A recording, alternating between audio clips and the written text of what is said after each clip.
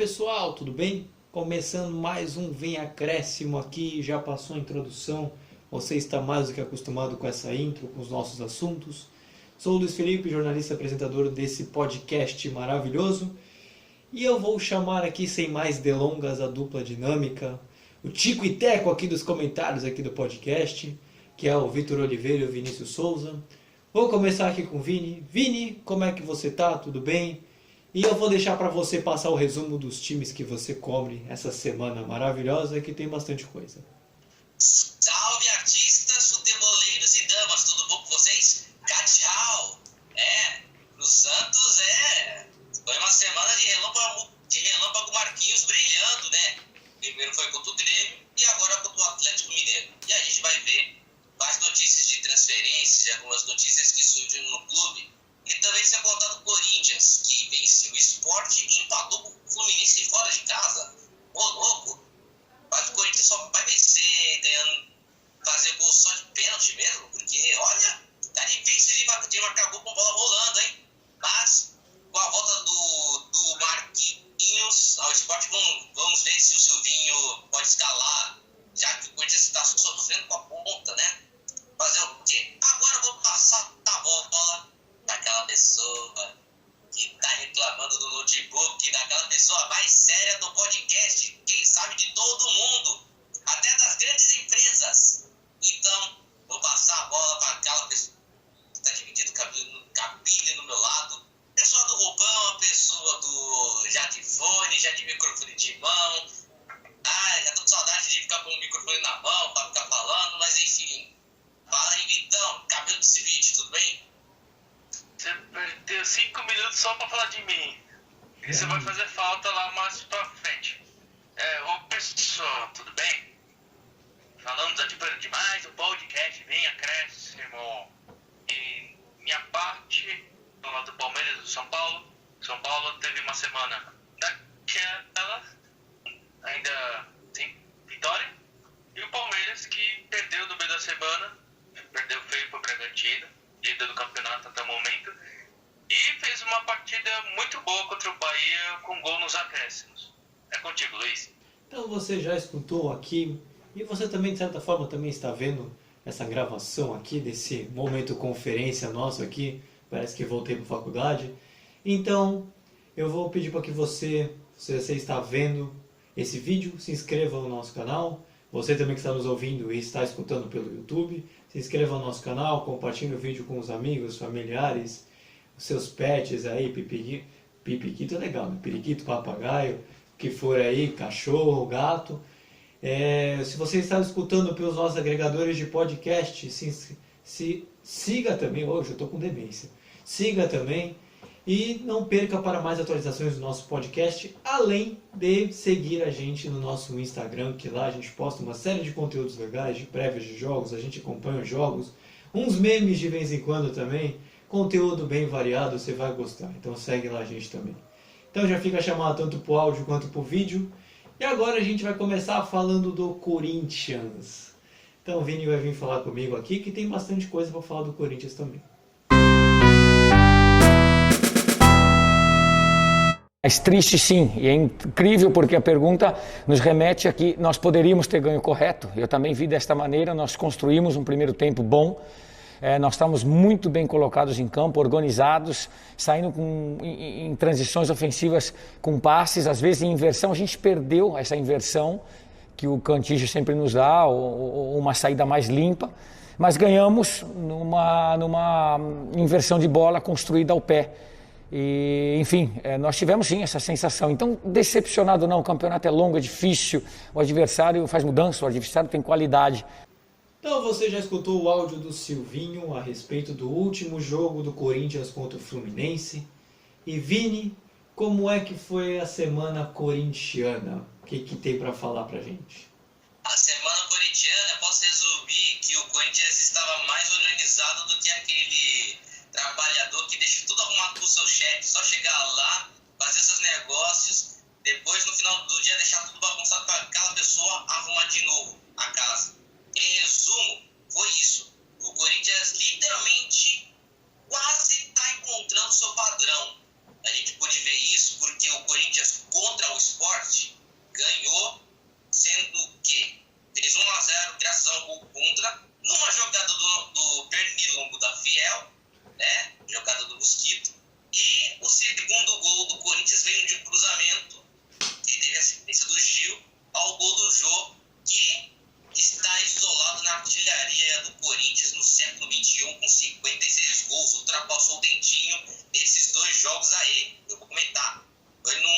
E ainda por cima, o Corinthians ainda mostrou que começa bem o primeiro tempo, só que no segundo tempo acontece uma queda de energia severa nesse elenco, entendeu? O Corinthians pode estar ganhando de qualquer placar, que ele vai tomar pressão no final por estar jogando muito mal. A gente viu isso contra o Sport, porque no finalzinho do jogo tomou o gol do Trellis, mas conseguiu segurar a pressão. Contra o Fluminense foi a mesma coisa, o Corinthians criou, só dependeu do Mosquito, como sempre, que novamente fez a jogada que originou o pênalti, e o Jô foi lá e fez o gol, que se isolou na artilharia do século XXI do Corinthians, agora com 56 gols. Ultrapassou o Dentinho, que tinha 55. Aí tudo bem, o Corinthians estava jogando bem e tal, procurou dar umas jogadas.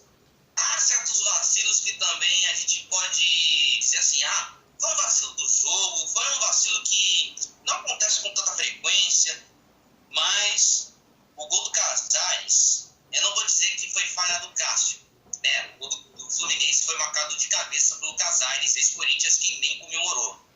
Mas a cabeçada do Casares não foi fácil, não foi fácil de segurar. O Cássio conseguiu o que tinha que fazer, tentar fazer algum milagre na bola. Quase conseguiu, mas não foi uma falha de culpar o Cássio. Na minha opinião, foi uma cabeçada certeira do Casares. Aí depois disso, né, o Corinthians muito mal no segundo tempo, quase tomou uma virada se não fosse o VAR, depois de um gol de cobertura do Bobadilha, mas estava impedido, né? Aí o placar terminou em 1-1, no sufoco, inclusive. O Corinthians vacilou no Rio, só que em São Paulo tomou pressão, mas saiu com vitória, por sorte, hein? Porque senão estaria na pior. Sem contar também que nesse início de Brasileirão, o Corinthians está fazendo a sua melhor campanha do que fez no campeonato passado com o Thiago Nunes. Se nesse momento o Corinthians, por exemplo, está em 10º, o Corinthians no ano passado estava em 15º, 14º, por exemplo. É contigo, Luiz. Não, eu queria falar justamente dessa semana. Muito se criticou o Silvinho, de todas as críticas, que até uma certa justiça, só que falavam que estava muito cedo para criticar, com 15 dias já pediu a demissão dele. E agora o Corinthians emplaca uma sequência de 2 jogos razoável, com vitória e um empate fora de casa. Dá para dizer que esses resultados são importantes, até para a manutenção do Silvinho no Corinthians e para as pretensões do Corinthians no campeonato, já que muitas pessoas colocam que é uma campanha para não cair? A maioria dos torcedores vão dizer que o Corinthians é um sério candidato a não ser rebaixado. Na minha opinião, para mim só faltam 37 pontos para o Corinthians sair dessa uruca que estão jogando, aí para cima do clube. Fazer o quê? Mas ainda é início de Brasileirão, a gente está encaminhando para a 8ª rodada ainda, e a gente só viu que o Silvinho tá fazendo o que pôde no Corinthians, entendeu? O que o Silvinho não conseguiu é fazer que o Corinthians fosse se classificar para as 8ª da Copa do Brasil, né? Infelizmente perdeu para o Atlético Goianiense 2 vezes em Itaquera, mas tanto no Brasileirão quanto na Copa do Brasil, mas deu no que deu, né? Aqueles dias eram só 4 jogos do Silvinho no comando, mas isso daí não dá para jogar pressão.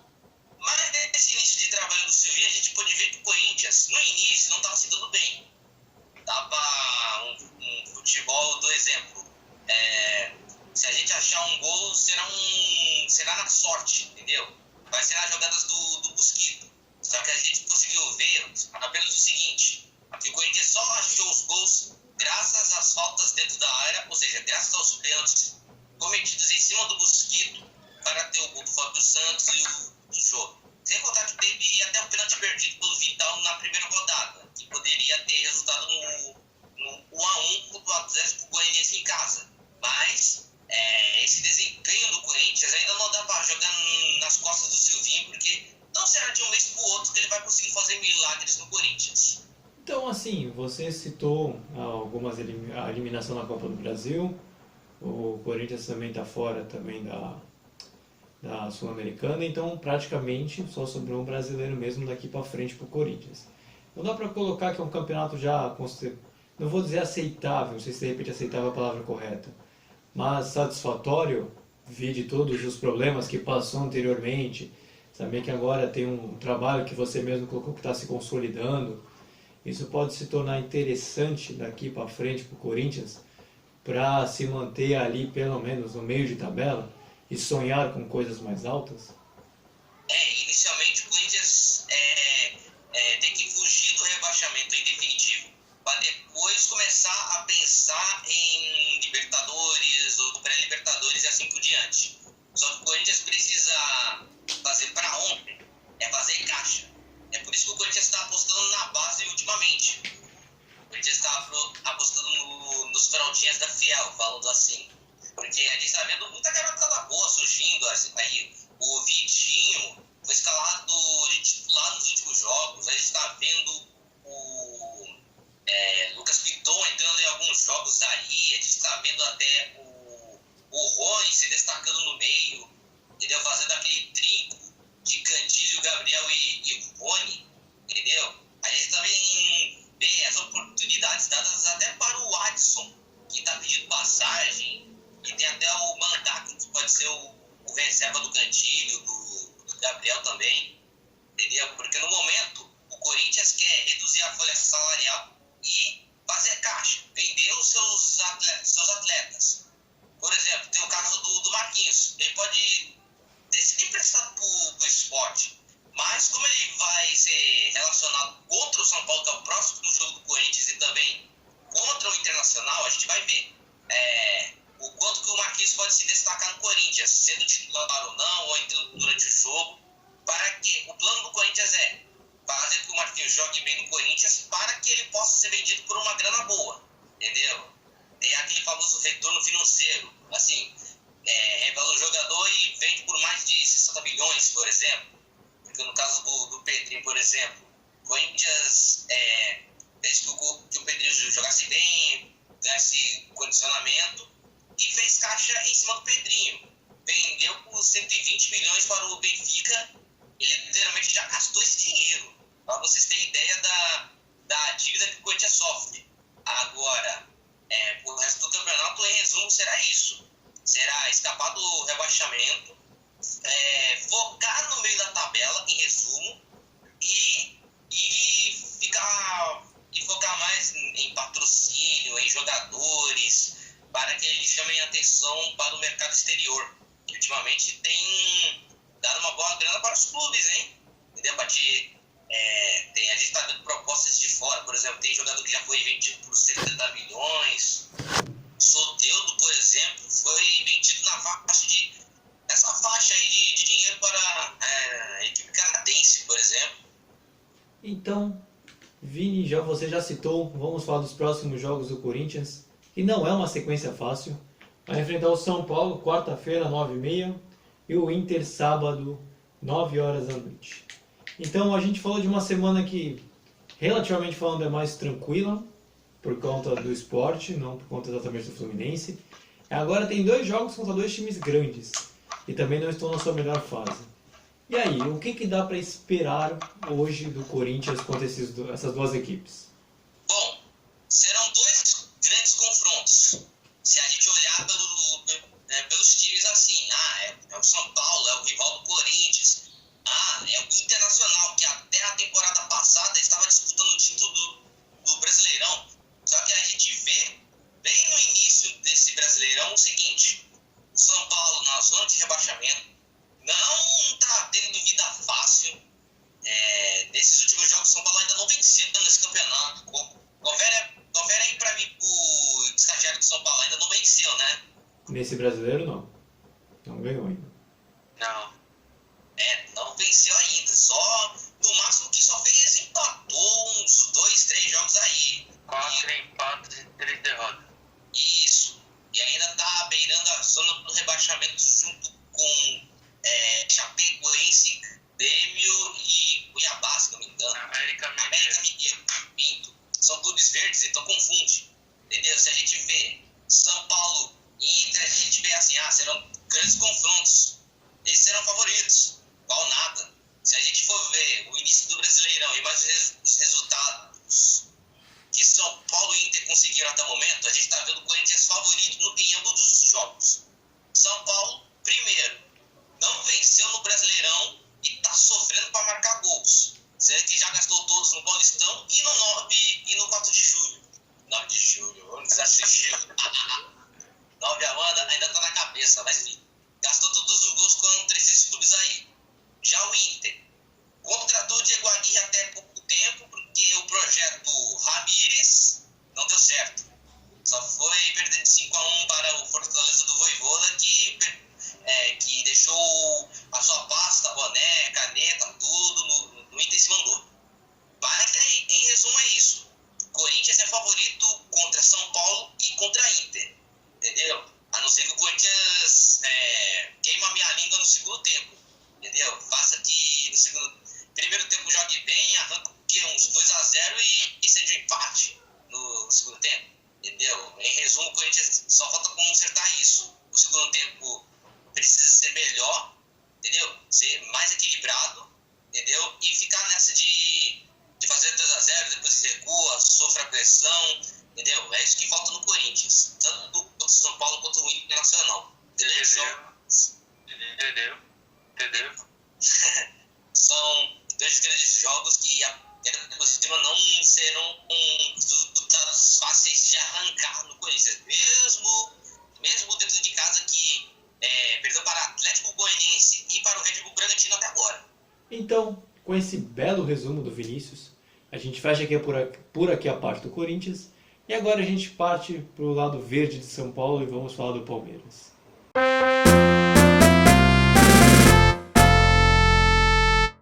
Especializando até a parte técnica?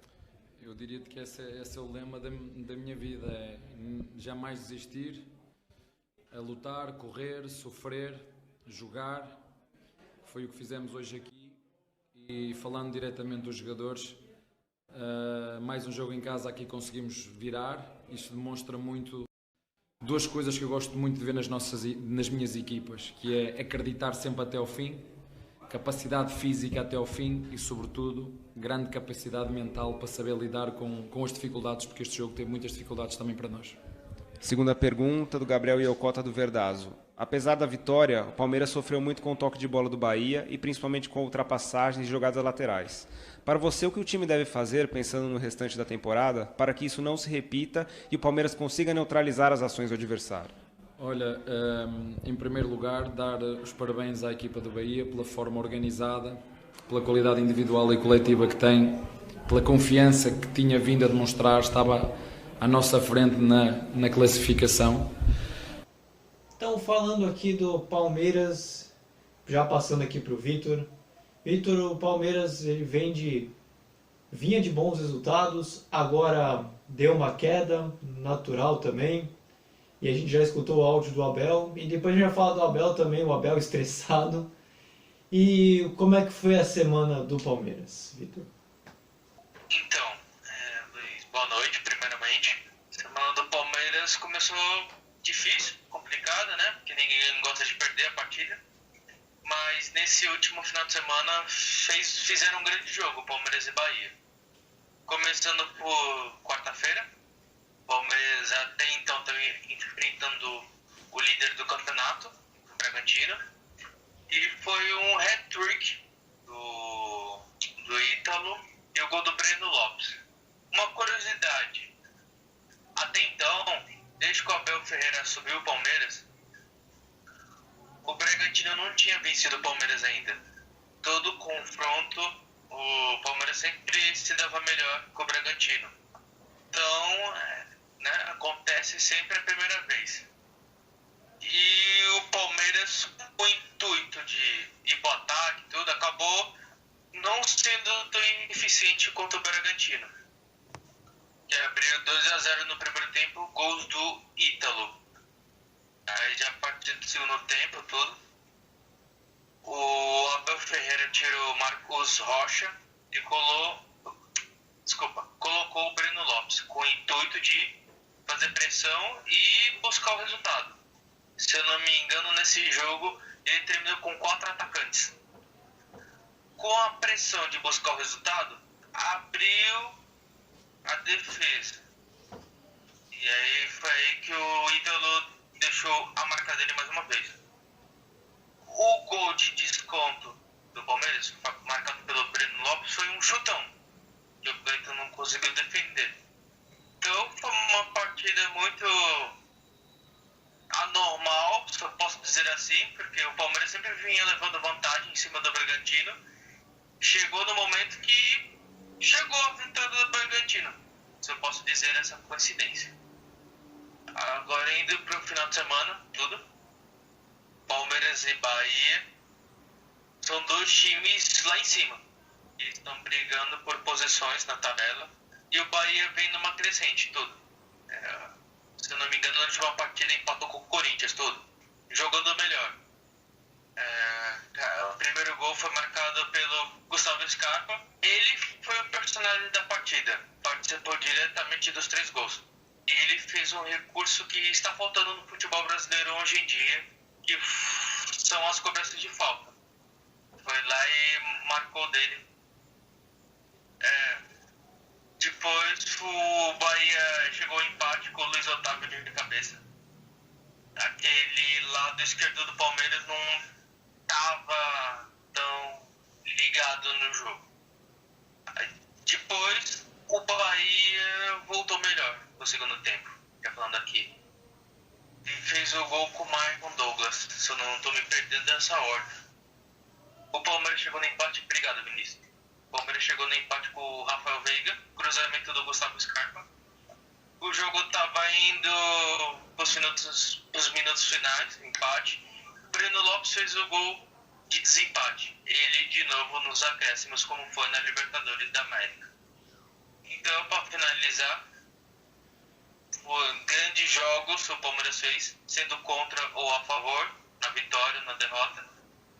E o Palmeiras continua. É um candidato a ser campeão brasileiro. Então, eu queria falar dessa vez de extracampo, que foi quando o Abel Ferreira ele brigou com a direção, de certa forma, falando que não sabia se ter reforço, já estava sem esperança de reforços. E foi quando o Patrick de Paula foi afastado, quando afastaram o Lucas Lima. Ele acabou, de certa forma, expondo os jogadores e a direção, falando que estava completamente insatisfeito com as suas decisões de não conseguir jogador. Eu queria saber mais, isso é até mais opinião até pessoal do que propriamente de jogo, né? Porque uma situação assim é difícil de acontecer e normalmente se espera de um europeu uma situação mais fria, né? Mas o Abel ele ficou bem estressado e eu vou dizer, viu? Já é uma opinião minha mesmo. Esse negócio não leva a lugar nenhum. Mas o que você achou dessa declaração, Vitor, do Abel? Que ele falou um monte na entrevista. Então, em relação a isso, a cobrança do Abel, ele tá certo. Acontecem muitas lesões, suspensões. O que aconteceu com o Lucas Lima, com o Patrick de Paula suspensos. Perderam 2 jogadores importantes nesse período em que eles ficaram afastados, tudo. A temporada sendo muito desgastante e tudo, então o elenco tem que estar com possíveis reposições, né? Então, acabou de perder o Alain Pereur, que não renovou o contrato. Então, eu acredito que ele está no direito dele de pedir reforços, tudo. Porque ele está no dia a dia, em contato com os jogadores, ele sabe o que ele está dizendo. E também ele tem muito crédito, né, por tudo que ele está fazendo no Palmeiras. Apesar de ter caído um pouco de rendimento no começo do ano, tudo, em decorrência dos 3 vices, mas é isso. Ele está cobrando auditoria publicamente, podia ser uma coisa mais internamente. Essa é a minha opinião. Não, obviamente que depois o diretor do Palmeiras deu entrevista, falou que não precisava, colocou que é uma situação que já é resolvida internamente e que não favorece nada, mas como o Vitor colocou também, uma cobrança, você sabe que quando a cobrança é pública é porque tem uma coisa dentro que não está muito boa. Então a gente deu mais ênfase aqui ao Abel, porque quando o Maurício Gagliotti veio falar, veio mais apagar chamas do que outra coisa, né? Então por isso que a gente não comentou muito da direção em si do Palmeiras. Mas, Vitor, eu quero dizer de um cara que é meio iluminado, vai, para colocar meio iluminado. Porque o Breno Lopes entrou nesse último jogo contra o Bahia e aos 47 do segundo tempo ele foi lá e fez o gol da vitória. Isso lembra muito a final contra o Santos da Libertadores. Dá pra dizer que o cara é iluminado, ele é o artilheiro do gol dos acréscimos, é assim mesmo? Tem estrela, Luiz. E também é mérito dele, porque mostra que ele é uma pessoa ligada até o último minuto. Enquanto outros, quando chega nesse tempo, acabando o jogo, já se desliga. Como posso dizer, já se contém com o resultado. E futebol é até o último minuto. Então, posso dizer que ele é abençoado, né, por fazer esses gols no final do jogo e que ele é um cara ligado do jogo. Então, a gente vai falar aqui rapidinho nos próximos jogos aqui do Palmeiras. Próximo jogo do Palmeiras, assim como o Corinthians enfrenta o Inter, só que enfrenta o Inter na quarta-feira, às 7 horas. E depois enfrenta o Sport, domingo, às 4 horas da tarde. Vitor, o que dá para esperar do Palmeiras nesses confrontos, já que tem um Sport que também está em baixa e um Inter também, que assim como comentei com o Corinthians, também não vem em seus melhores momentos. Dois grandes jogos. O Sport já deu para ver que ganhou do Grêmio e tudo. Apesar do Grêmio não estar aquela coisa, mas é o Grêmio. Então, o Sport saiu melhor desse confronto.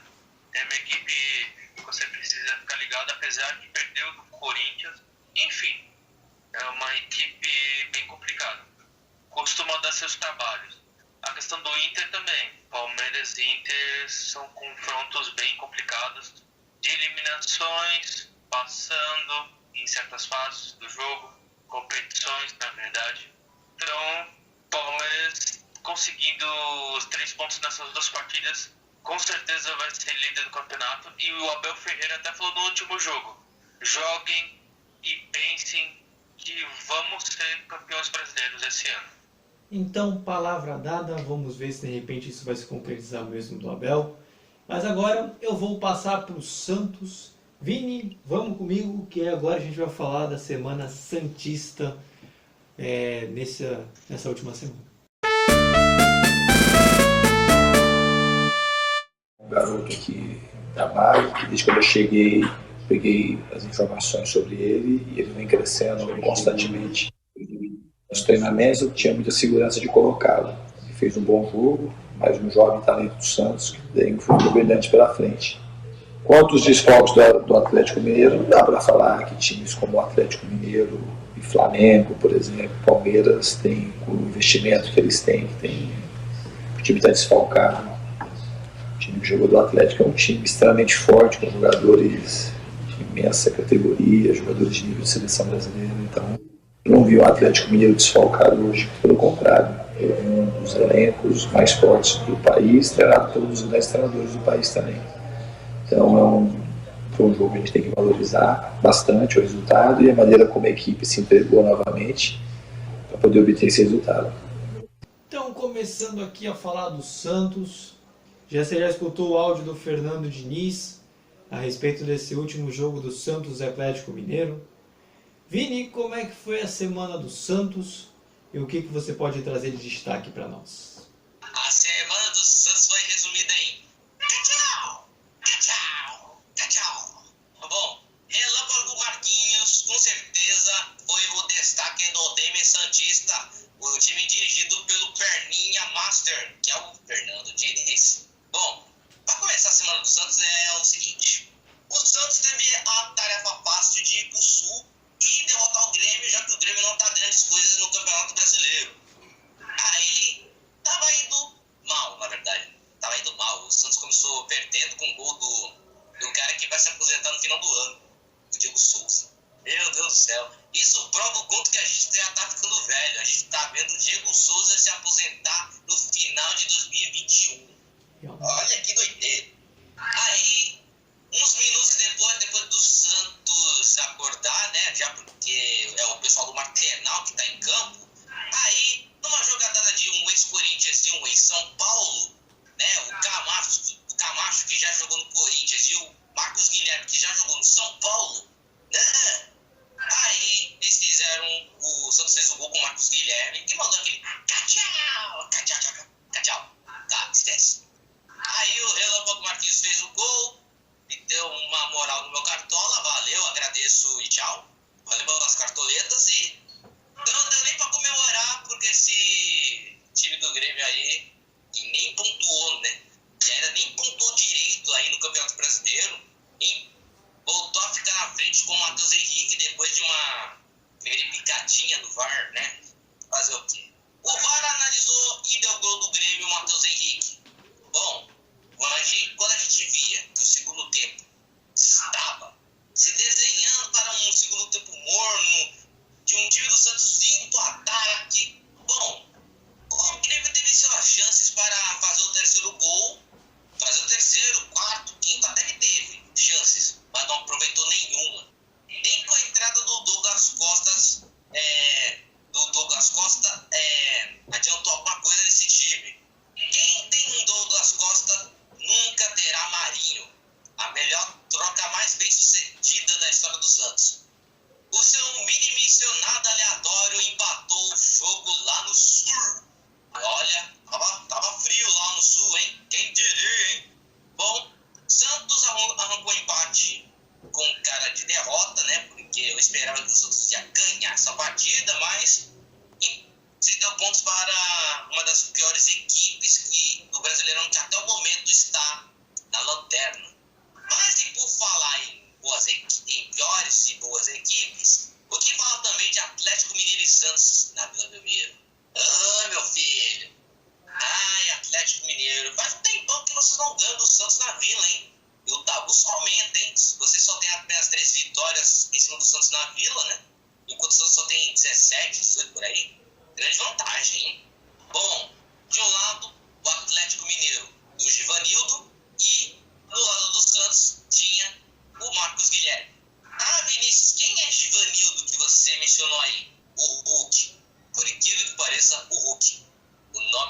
O primeiro nome dele é Givanildo, na verdade, mas ele é chamado de Hulk por causa da sua força e etc.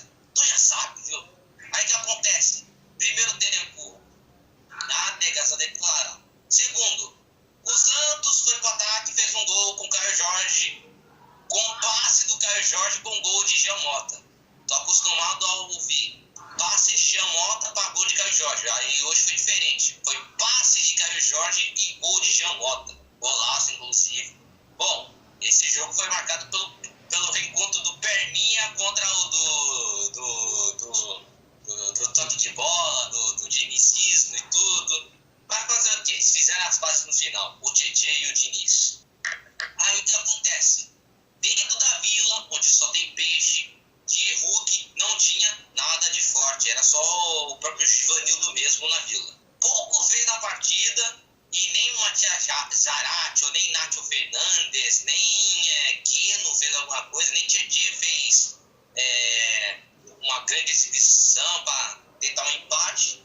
Mas, no finalzinho do jogo, no apagar das luzes, mais um passe de Caio Jorge no contra-ataque mortal do Santos para o gol do Cachau! Marcos Guilherme. Marcos Guilherme, artilheiro do Santos em 2 jogos, só fez 2 gols e nada mais, hein? E então é isso. Segue o bonde e segue com Cachau. Segue aí, Luiz. Ai, pra putar. Cachau pra você também. Cachau! Uma coisa que ficou muito marcada para o torcedor santista foi a volta do Cuca, de certa forma, né? Que era para ser o Cuca o treinador do Atlético Mineiro, que acabou sendo expulso no jogo contra o Ceará. E era para ser ele o treinador do Atlético. E aí tinha muito aquela discussão, como é que o Cuca vai voltar a treinar o Santos e essas coisas, mas acabou vindo o Cuquinha. Então eu estou considerando como se fosse uma lei do ex para o Santos, no caso, de treinador e também de goleiro que veio o Everson. E aí todo aquele conhecimento que o Cuca e o Cuquinha tinham sobre o Santos e que falam que o Atlético Mineiro é um elenco melhor, acabou indo por água abaixo, porque o Santos acabou dominando mesmo o jogo. E dá para dizer, Vini, que foi uma lei do ex que fracassou mesmo? Podemos dizer assim? essa ida do Cuquinha à Vila Belmiro para tentar conseguir uma vitória para o Atlético? Já vi que o Cuquinha saiu da Vila encucado, hein? Porque mais uma derrota pro Santos aí tá encalhado. Mas foi uma lei do ex que nos encuca cada vez mais, né? Que abrange todos os sentidos, né? Você pode sair do clube, mas mesmo assim você será derrotado quando sair, etc. Uma lei implacável, com certeza. E olha, o que dizer do Santos, hein? Pô, ano passado foi com o São Paulo, a lei do ex. Agora nesse ano, com o Cuca. Agora, se o Diniz sair do Santos, será que também vai sofrer a lei do ex? Que isso, gente? No Atlético Mineiro ainda Continue. também. No Atlético Mineiro também, né, por acaso. Atlético Mineiro. É engraçado, eu não tinha percebido isso mesmo. Mas eu queria falar agora do Diniz, né? Porque assim como a gente falou do Corinthians também, o Santos, em teoria, colocam na mesma barca de disputar para não cair, rebaixamento e todas essas coisas. E o Santos veio de uma semana boa, considerando um bom empate fora de casa e uma vitória boa em casa, que nem foi mais ou menos o Corinthians. Só que o Diniz vem jogando talvez um futebol, com o Santos vem jogando um futebol mais agradável. Então dá para dizer que o Diniz está arrumando a casa mesmo do Santos, mesmo com uma possível venda do zagueiro Luan Pérez ao Olympique de Marseille do Sampaoli, que você citou. Dá pra se dizer que o Diniz tá ajeitando tudo, todo mundo tá recuperando atletas. Dá pra ver que o Santos tá fazendo um campeonato brasileiro, assim, bem confiante que vai quebrar a meta. Depois vai dobrar a meta, entendeu? Vai fazer que no Corinthians. Primeiro vai sair, vai deixar de disputar o rebaixamento, né? Disputar para não cair. Para depois focar no que vem por aí, por exemplo, Sul-Americana e Libertadores, por exemplo. Entendeu? Porque o Santos no Paulistão, eu repito, veio muito mal, entendeu? Lutou para não cair e não caiu, entendeu? Aí veio o Diniz e veio com posse de bola, que tem que começar a jogada do goleiro para ir pro ataque, que tem que ter movimentação de cai lá, a marcação tem que subir de 1 para 3 em cima do melhor jogador do outro time, entendeu? O Santos está completamente diferente nesse começo de Brasileirão, mas houve evolução de alguns jogos para cá. Então, agora, para a gente falar do Santos, vamos citar os próximos jogos. O Santos enfrenta o Sport, assim como o Palmeiras, só que na quarta-feira às 8h30. E termina a semana jogando contra o América no domingo às 9 horas. Então, Vini, o que dá para esperar do Santos nesses dois confrontos que vai ter nessa semana? Serão 2 jogos, digamos assim, eu não lembro contra quem, mas tenho certeza que o Santos vai ganhar e tudo, será bom ou não, sei lá, não sei, só sei que nada sei mesmo. Nem lembro quais são os adversários, vou até pegar no meu scout, porque eu nunca decoro tudo, entendeu? Não. Na vida é assim, a gente faz improviso, mas a gente não consegue nem falar tudo, entendeu? Que nem texto, no teatro. Caramba, tô falando errado aqui. Deixa eu ver. O Santos pega primeiro o Sport, depois o América. Agora sim, agora tudo se encaixou aqui na minha cachola. Bom, primeiro, contra o Sport. O Sport não vem em grandes coisas, assim. O Sport está fazendo um campeonato para fugir do rebaixamento, assim como os seus outros rivais, como o Corinthians e o São Paulo. O Sport ultimamente não está grandes coisas, não está o mesmo Sport de 2015 que fez a sua melhor campanha no campeonato quando chegou na 6ª posição, se não me engano.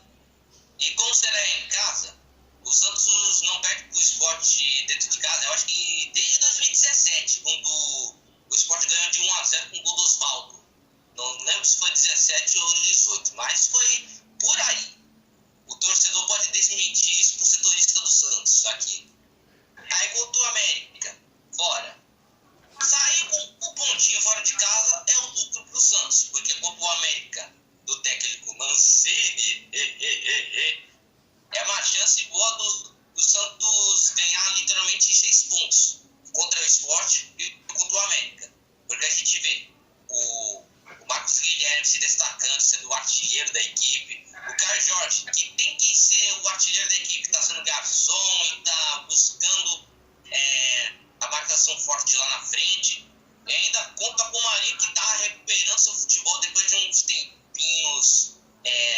desgastado, convivendo com lesões Covid, tudo. Mas, contra o Sport, pelo menos o Santos vence, na minha opinião. E com a América, um pontinho fora de casa é o lucro. Se vencer, melhor ainda. Em resumo, é isso. Vamos passar para São Paulo. Então, Vini já deu a palavra, vamos fechar agora com o último e não menos importante time, falar do São Paulo. Então vamos lá. Más la directoría, todos estamos ocupándonos para salir de este momento y trabajando unidos y esperando el próximo partido para poder empezar a sumar de a 3. Repórter Guilherme Pradella, da Rádio C. Então agora, bora fechar com São Paulo. Você está escutando um assistente do Crespo que ele não participou do jogo por conta de problemas de Covid, está afastado. E o São Paulo nessa última semana também não foi muito bem, mas eu vou deixar que o Vitor ele faça o resumo dessa última semana do São Paulo. E Vitor, o que você pode trazer para nós? 2 jogos empates e continua assim, né, que o São Paulo ainda não ganhou nesse campeonato. Mas tudo tem um fim, vai chegar algum dia. Começando pelo jogo contra o Cuiabá. Era um jogo que o São Paulo estava tratando como vitória. Cuiabá, indo da Série B, tudo. Uma vitória no Morumbi para começar a arrancada. Não deu certo. Apesar que ele começou bem a partida. Foi um bonito gol do Benítez, aos 12 minutos. Jogada entre o Benítez e o Rigoni, ele fez um bonito gol. Só que depois o tempo mudou no Morumbi. Numa falta que teve polêmica, não sabia se tinha que ser marcado ou não. O Felipe Gava, o Rafael Gava, fez um bonito gol no rebote. Teve uma disputa na área, a bola sobrou fora da área e o Felipe marcou o gol bonito. E depois disso o São Paulo sentiu. No contra-ataque, o Elton foi lá e fez o gol da virada. Aí ia desabar mesmo, mas o São Paulo ainda deu algum respiro na partida. Aos 42 do segundo tempo, o Rigoni, mais uma assistência dele, o Gabriel Sara foi lá e fez o gol de empate. No segundo tempo, o São Paulo, apesar de também estava um pouco melhor na partida, mesmo sofrendo alguns lances, não conseguiu fazer o gol, apesar do Victor Bueno ter jogado a bola na trave. E a falta de confiança nesse momento está atingindo bastante São Paulo. Ninguém arrisca uma jogada diferente, toda bola que eles encontram eles sempre recuam, os zagueiros sempre voltam pro goleiro, nunca vai para frente assim. Então a situação do São Paulo está bem complicada. Vai passando rodada a rodada e parece que não muda a situação. O Benítez voltou contra o Cuiabá. O Cuiabá, nesse jogo contra o Ceará, deu uma melhorada, assim, no meio de campo. Mas não tem sido suficiente. Falando dessa partida agora contra o Ceará, o São Paulo jogou mal mais uma vez em relação ao contra o Cuiabá. O São Paulo tentou contra o Cuiabá, mas nessa partida jogou mal. O primeiro gol do Ceará, feito pelo Jorginho, mostrou a realidade da defesa do São Paulo. Que o Thiago Volpe evitando o gol, fez 3 defesas. Mesmo assim, a defesa não tirou a bola da área. E Jorginho foi lá e marcou o gol. Depois disso, você imaginar, o São Paulo não vai ter forças para empatar. Realmente, até um certo momento, estava mostrando esse cenário. O gol saiu com a insistência do Éder e colaborou com o gol contra do Gabriel Dias. Aí depois disso o São Paulo foi dando sinais na partida de recuperação e que poderia virar, mas perdeu várias chances. O Pablo, o Bruno Alves, numa cobrança de falta, e no final do jogo o Mendonça, o gol que poderia dar vitória para o Ceará, o Mendonça foi lá e perdeu. jogou por cima do travessão. E foi basicamente isso, semana do São Paulo. Foram 2 resultados empates. Podia sair com um resultado melhor de quarta-feira. Um empate contra o Ceará não é mal, assim, mas pela situação foi péssimo. Agora, a missão complicou mais ainda, que é ganhar do Corinthians na Arena. E tá quem era. Então, Vitor, eu gostaria de comentar com você a situação justamente dessa que o São Paulo não consegue reagir. A gente citando aqui, por exemplo, o São Paulo é o último time, a gente citou uma evolução do Santos, uma evolução do Corinthians, só que dificilmente não dá para trazer assunto positivo do São Paulo. Tudo que você envolve o São Paulo nesse momento é só negatividade, só negatividade. O time não reage. E aí, não vou, você fala, a gente se concorda que as lesões têm problema, mas dá para reagir, tem que, na verdade, como reagir, né? Porque já são 7 jogos e ainda não ganhou, né? É bem preocupante. Pode ser que se estenda, né? Eu falei que estava com 5 e poderia, eu ficava preocupado se nesse até 8, 9 jogos e não tivesse a vitória. De repente não ganhar essa semana, bate aqueles 9 jogos que eu falei. Mas o que dá para o São Paulo fazer para poder reagir, para poder voltar a ter talvez aquele bom time do Campeonato Paulista? Fazer uma autocrítica. Nesses últimos jogos, a defesa do São Paulo é que tem colaborado para esse momento ruim. O Diego Costa, o Bruno Alves e o Reinaldo. Vendo assim, são os 3 trapalhões, pelo que eu estou vendo nessas últimas rodadas. Porque Bruno Alves é um bom zagueiro, mas ele é lento. Ele é muito lento. Na dividida ele perde todas com os atacantes mais rápidos. E o Diego Costa enganou todo mundo, toda a torcida do São Paulo. No começo o Diego Costa com o Diniz, ele com o Léo fazer uma boa dupla de zaga. Mas ele caiu muito de rendimento, tem falhado bastante o Diego Costa. E o Reinaldo não é terceiro zagueiro. O Reinaldo ele contribui muito pro time na parte ofensiva. Ele na ala esquerda e ele na zaga, posso dizer que é um desperdício. Então eu acredito que são essa parte que tem contribuído bastante para esse momento ruim do São Paulo. Mostra que o São Paulo tem um elenco curto, não tem zagueiros direito. Você vê que o Miranda, o Arboleda estando fora, o São Paulo não é nada na zaga. Então, e é questão de cobrança da diretoria, ao contratar jogadores. Mas o presidente já falou que não está dando para contratar porque está sanando as dívidas anteriores e não está sobrando muito dinheiro. Então, é questão de conversar, ver o que está acontecendo realmente, expor os problemas, arrumar um jeito de consertar isso.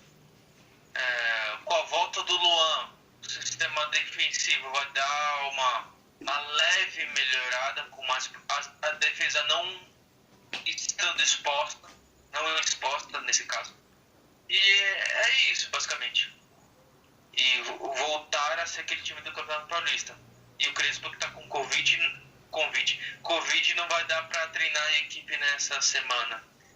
Então, São Paulo vai ter que ir passo a passo. O título esquece. Agora, a partir da próxima rodada, até o final do campeonato, é se manter na primeira divisão. Então, a gente estava conversando aqui. Isso não estava nem no script inicial. Mas, Vitor, você acha que então a situação para o São Paulo é resolver talvez essa questão de confiança e uma vitória pode ser preponderante para o resto do campeonato? Talvez seja aquela vitória para você fazer aquele lá e tirar a zica, assim, e falar para poder se recuperar. Talvez uma vitória, que depois a gente vai falar dos próximos jogos, mas uma vitória contra o Corinthians ou contra o Bragantino pode ser talvez aquela lavada de alma que o time precisa para poder se recuperar? Independente se a vitória for vir quarta-feira ou no final de semana, uma vitória pro São Paulo agora vai dar aquela ufa, ganhamos, vamos partir pro próximo. Vai dar uma melhorada. Somos seres humanos, não gostamos de perder. E que quanto mais a gente perde mais, a gente fica nervoso, afobado, querendo resolver tudo na base do ódio, digamos assim, e a falta de confiança também. Então eu acredito que quando a vitória vier, não sei quando, mas ela deve vir, porque eu já entrei numa teoria que o que tiver que ser, vai ser. Eu fico pensando assim, naquela bola do Mendonça, que eu tava acompanhando o jogo, se era para ser gol, era para ser gol. Era pro São Paulo ter perdido, mas como não foi, então, não era momento do São Paulo perder naquela partida. Enfim, são filosofias da vida que a gente pensa nesse momento. Eu estou fazendo um momento profético, se você não sabe, né? Percebi. Então eu acredito que quando a vitória vier, não sei quando vai vir, mas vai ser tipo uma lavagem de alma mesmo. Aí a confiança vai voltar tudo. E aí o São Paulo pode encontrar o caminho das vitórias. Então, Vitor, para a gente fechar aqui falando do São Paulo, eu já falei os próximos jogos, mas é contra o Corinthians, 9h30, e contra o Bragantino, às 6h15 no domingo. Como é que o São... É um campeonato, voltou a ser o paulista praticamente, né? Voltamos ao campeonato paulista. Mas hoje o São Paulo realmente não é o favorito nesses dois jogos, por hora. O que dá para esperar então do time do São Paulo para esses dois confrontos? Não perder esses dois jogos vai ser uma vitória. Creio que contra o Corinthians, o São Paulo vai tentar jogar para não perder. Ele vai entrar naquela fase. Não vamos perder. Vamos jogar e não vamos perder. Independente do que acontecer. E contra o Bragantino é a mesma coisa. Porque o Corinthians é porque nunca ganhou no estádio. O Bragantino porque no momento está empatando, mas ele ainda é o líder do campeonato, vem jogando um bonito futebol. O Bragantino ganhou do Flamengo, ganhou do Corinthians, ganhou do Palmeiras. Olha só, ganhando dessas três equipes na semana passou. E agora depois vai enfrentar o São Paulo que vem desse enredo tudo que eu já falei. Então são ingredientes assim que você fica, caramba, jogos complicados, bons jogos na verdade e complicados pro São Paulo.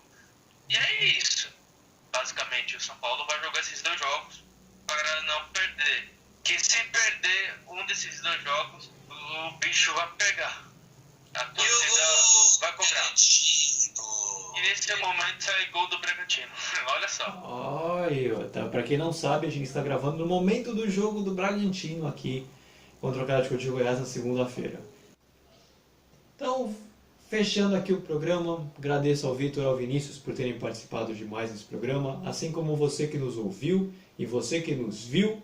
A gente agradece você também de ter participado aqui. Não esqueça de deixar o seu like se você está vendo ou escutando esse podcast pelo YouTube. Deixa o seu like, comenta, ativa o sininho, se inscreva no nosso canal. Se você está no YouTube, compartilha com seus amigos, familiares, seu grupo de trabalho e qualquer lugar aí que você acha que esse podcast pode ser legal para as pessoas. E se você estiver nos escutando pelos agregadores de podcast, seja pelo Anchor, Spotify, Google Podcast, Breaker, e entre tantos outros que a gente está também, nos siga, acompanhe, porque a gente solta sempre podcast semanalmente, para que você fique atualizado de tudo o que acontece no futebol aqui de São Paulo. Então, Vini, quero saber de você, para a gente fechar essa maravilha, quero saber que frase você trouxe. A frase é a seguinte: dizem que dinheiro não traz felicidade, mas eu não me importaria de ficar triste andando de Ferrari em Dubai. Aí, ó. Minha frase, essa é boa. Eu também gostaria de ficar. Eu gostaria de chorar dentro de uma Ferrari. Eu também ficaria bem feliz também. Ou pelo menos menos triste, vai. Então, Vitor, pode se despedir já do pessoal, porque a gente vai fechando por aqui. Se você tem frase, pode soltar. O espaço aqui é seu. Não, mas sem frase. Estamos entrando no meio das férias, né? Mês de julho. Que ele seja muito bem-vindo. Muitas alegrias pra gente. Mês de julho, né? Libertadores, Copa do Brasil, Olimpíada. Olimpíadas, Eurocopa, final dia 11, dia 13, eu não sei. É dia 11, dia 11. Então vai ser muito bom. Valeu, pessoal. Uma boa semana pra vocês. Então, Vini, pode se despedir já do pessoal também. Só antes, rapidinho, antes que eu me esqueça. Live sábado, a gente vai fazer no YouTube agora. Então, se você está preocupado com o nosso próximo conteúdo, acesse o nosso Instagram. Você que está vendo também, nos ouvindo também, nos siga lá e aí você fica sabendo do nosso cronograma, tudo bonitinho, maravilhoso e lindo. Então, Vini, agora realmente você pode se despedir. Foi mal te cortar. Meus queridos, minhas queridas, vamos encerrando mais um podcast maroto de vosso dia, de vossa semana. Bom, degustem do nosso podcast, desfrutem dos momentos engraçados, dos comentários. Vai ter vídeo, sim, mostrando os nossos bastidores, um vídeo até maluco, inclusive, de frases, de algumas coisas inimagináveis que não são ditas durante o programa. Isso mesmo. Se a gente já faz palhaçada durante o podcast, imagina fora dele. Tá imperdível. A gente vai ver quando a gente posta no YouTube, mas a gente vai colocar pra estrear o bagulho. Então é isso. Se inscreva no canal, nos siga nas nossas redes sociais e então, galerinha, como é que a gente vai encerrar isso daqui? A gente fala bem acréscimo e vaza todo mundo na tela, já que todo mundo tá nos vendo por vídeo, mas nos ouvindo pelo áudio. Não, a gente faz assim, ó. Fui! Tchau, Brasil! Que vem a crença. É isso. Fui! Então, fui! Tchau, Brasil! Que vem a Sincronizado!